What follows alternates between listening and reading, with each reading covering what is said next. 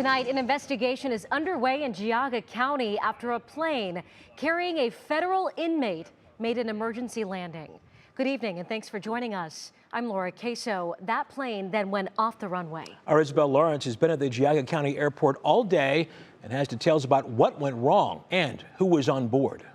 I've got a small airplane with a rough running engine about to land at Geauga County. That was the phone call this morning from the Cleveland Air Traffic Control Facility to the Geauga County Sheriff's Office. A plane with engine troubles heading for an emergency landing at the Geauga County Airport around 9:30. And it didn't go unnoticed. Trying to look, I thought I saw a plane crash. With the force of tailwinds, the twin-engine plane, coming from Youngstown and heading to Detroit, went straight off the runway, stopping in a muddy field. But this is a pretty good off-field place for the aircraft to end up. The damage is mostly cosmetic. On board, the pilot, plus 4 staff members and 1 inmate from the Federal Correctional Institution Elkton in Lisbon, Ohio. There were no serious injuries. All the passengers and the pilot were outside walking around when we got here. They were evaluated by paramedics on scene. The fire department, we checked for fuel leaks, any hazards that the aircraft may present. We didn't find any.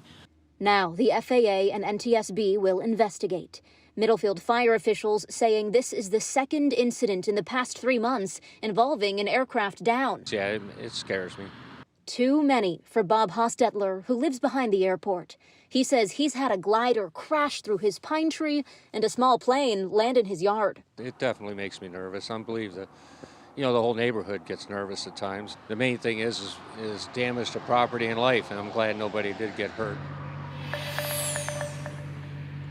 Now, I was told by officials that this plane was at the top end, size-wise, of what this airport typically sees. Now, you may have noticed here in Geauga County today, it's been pretty wet and muddy, and fire officials actually told us today that the mud could have helped slow down the plane as it came off the runway there, Russ. And the investigation continues. Isabel Lawrence, thank you.